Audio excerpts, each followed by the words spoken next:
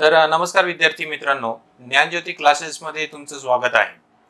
तर या व्हिडिओचा पर्पस काय आहे तर रिसेंटली आपण बघितलं तर MPSC ने म्हणजे महाराष्ट्र लोकसेवा आयोगाने आपल्या सिलेबस मध्ये चेंजेस केलेले आहेत आणि त्याच्याशीच रिलेटेड एथिक्स हा विषय इथे टाकलेला आहे। आता जर आपण बघितलं तर ब्रॉडली UPSC आणि MPSC मध्ये हा एथिक्स सब्जेक्ट सर्वसाधारणपणे आता सारखाच आलेला आहे, हे आपल्याला सर्वांना माहित आहे। पण हा सब्जेक्ट जर आपल्याला स्टार्ट करायचा असेल किंवा प्रिपेअर करायचा असेल तर त्याच्यासाठी कोणत्या बंधनात किंवा कोणत्या गाइडलाइन्सच्या तह आपण ऍक्च्युअली हा सब्जेक्ट प्रिपेअर केला पाहिजे, तर त्या गाइडलाइन्स समजून घेण्याचा या व्हिडिओचा पर्पज आहे। तर त्याच्यासाठी आयोगाने काय इन्स्ट्रक्शन्स दिलेत आणि ते इन्स्ट्रक्शनचा अर्थ काय त्याच्या बाबतीत हा एक छोटासा थोडक्यात आपल्याला व्हिडिओ मिळणार आहे।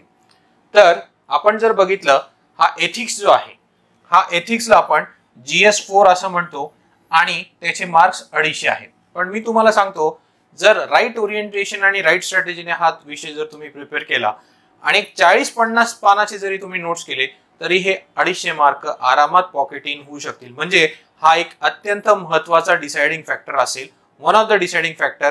अदर फॅक्टर्स एसे आणि ऑप्शनल डेफिनेटली आहे, पण हा one of the deciding factor ethics हा सब्जेक्ट असेल, हे तुम्हाला समजून घ्यायचंय।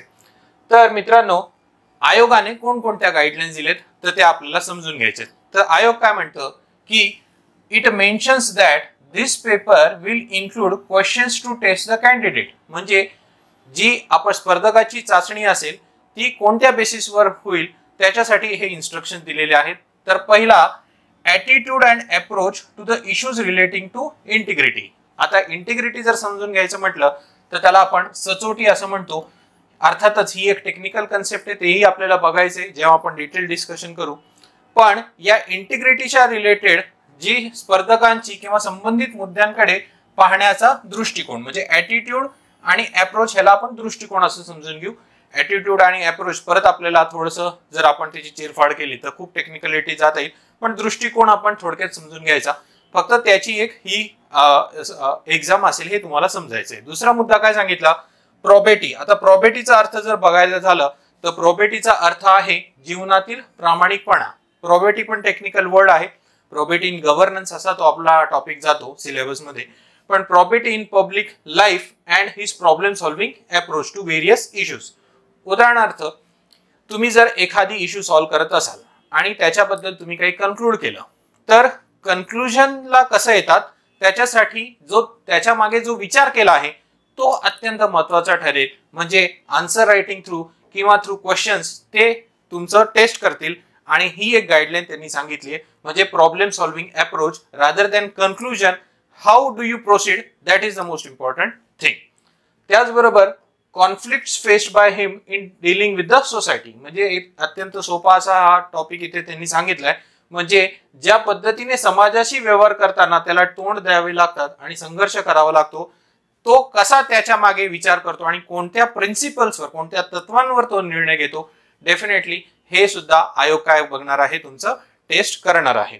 आणि त्याचबरोबर हे तिन्ही जे पॉइंट्स आहेत, हे तिन्ही पॉइंट्सची चाचणी कशी होईल तर questions may utilise the case study approach to determine this aspects असं त्यांनी सांगितलंय। म्हणजे काही तुम्हाला थेरटिकल क्वेश्चन आणि त्याचबरोबर केस स्टडी अप्रोचने सुद्धा तुमचा आयोग टेस्ट घेणार आहे, हे तुम्हाला लक्षात घ्यायचंय। त्याचबरोबर जर पुढे आपण गेलो तर या एथिक्स पेपरचं इम्पॉर्टन्स काय थोडक्यात बघू।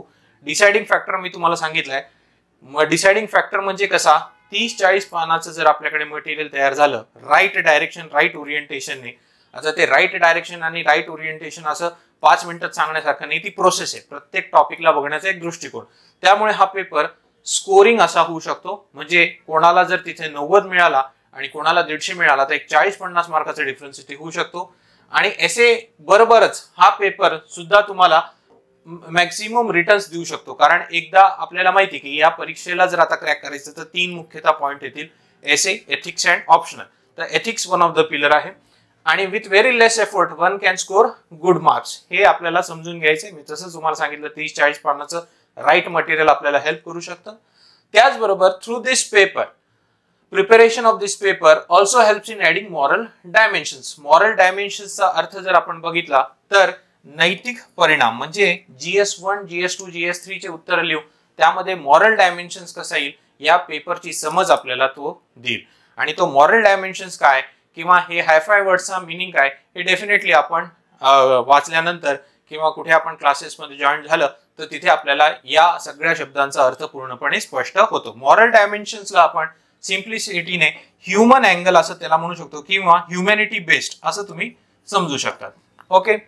त्याचबरोबर it also helps in coming across as a person who has quality desired for civil service in the personality test.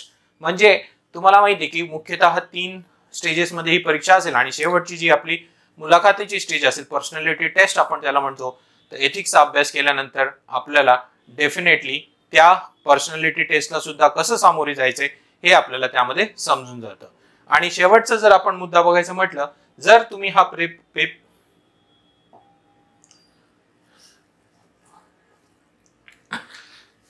ठीक आहे. आता शेवटचा जर मुद्दा समजून घ्यायचा म्हटला तर ही पेपर तुमची काय चाचणी करणार आहे तर ethics paper is design to evaluate ethical competence. Ethical competence म्हणजे normally without any studying without any reading any literature प्रत्येकाची एक नैतिक क्षमता असते. तर त्या नैतिक क्षमताची चाचणी हा पेपर असेल. म्हणजेच काय ह्याचा दुसरा अर्थ जर बघितला तर not the knowledge about ethics. उदाहरणार्थ एथिक्स हा मॉरल फिलॉसॉफीचा पार्ट आहे. पण मॉरल फिलॉसॉफीचा जर अभ्यास केला आपण किंवा एथिक्सचा अभ्यास केला तर त्याच्या मागच्या थेरीज त्याच्या मागचे थिंकर्स हा टेक्निकल बाब होईल. ही टेक्निकल बाब तुमच्याकडनं अपेक्षित नाही असं त्यांनी स्पष्टपणे सांगितलंय. पण ज्या कन्सेप्ट सिलेबस मध्ये दिला आहे त्या कन्सेप्टवर तुम्ही कसं अप्लिकेशन आणि किती विचार करता ही तुमची एथिकल कॉम्पिटन्स किंवा ही तुमची नैतिक क्षमता ठरेल. तर फक्त एवढं तुमचं चाचणी होईल या पेपरमध्ये लक्षात घ्यायचंय. अत्यंत महत्वाचा मुद्दा. सपोज तुम्ही एखादं मटेरियल उचललं तर टेक्निकल पार्ट त्यातनं सोडावा लागेल आणि जनरल पार्ट त्यातनं उचलावा लागेल अशा पद्धतीने हे इन्स्ट्रक्शन सांगतात. हे तुम्ही इथे फक्त थोडंसं काळजीपूर्वक लक्षात द्या. त्याचबरोबर initially one should acquaint oneself with the terms mentioned in the syllabus. आता हे काही सेपरेट सांगायची गरज नाही. कोणत्याही स्पर्धा परीक्षेसाठी आपण सिलेबस बघतो प्रिव्हियस इयर क्वेश्चन्स बघतो. आता याच्यासाठी प्रिव्हियस इयर क्वेश्चन्स काय तर आता पहिल्यांदाच परीक्षा होणार आहे तर PYQs आपल्याला याचे UPSC चे बघावं लागतील. ते आपल्याला मदत करतील. आणि one should be able to express terms in simplest word and minimal possible words. म्हणजेच आन्सर रायटिंग स्किल सुद्धा या एथिक्स पेपरसाठी अत्यंत महत्वाची असेल हे आपल्याला समजून घ्यायचंय. आता ज्ञानज्योतीमध्ये आपण डेफिनेटली हा पेपर कव्हर करणार आहोत. पण तुम्ही आमच्याकडे या नका येऊ हा तुमचा निर्णय राहील. पण जर तुम्ही घरी प्रिपेअर करत असाल तर तुम्हाला हे सोर्सेस करावे लागतील. थोडासा साइड होऊन तुम्हाला या सोर्सेसचं मी एक ग्लान्स देतो म्हणजे तुम्हाला स्क्रीनशॉट घेता येईल. तर या सोर्सेस थ्रू तुम्हाला डेफिनेटली एथिक्स प्रिपेअर करता येईल. ज्ञानज्योती क्लासेस तर्फे तुम्हाला मराठी मीडियम इंग्लिश मीडियम दोन्हीतनं तुम्हाला नोट्स मिळतील. माझेही पर्सनल नोट्स मिळतील जे जिथे शक्य होणार तिथे बायलँग्वेज देणार आहे. इंग्लिश मधनं जरी असेल तरी त्याला अपवाद असा मराठी शब्द मी ब्रॅकेटमध्ये देणार आहे. आणि कन्सेप्ट मात्र एकदम सुंदर आणि क्रिस्टल क्लिअर तुमची या अकॅडमीमध्ये आपण करून घेणार आहेत. काही अडचण असल्यास तुम्ही दिलेल्या नंबरवर संपर्क करा आणि ज्ञानज्योती क्लासेसमध्ये तुम्ही येऊन माझ्याशी पर्सनली 1-to-1 सुद्धा बोलू शकता. So thank you.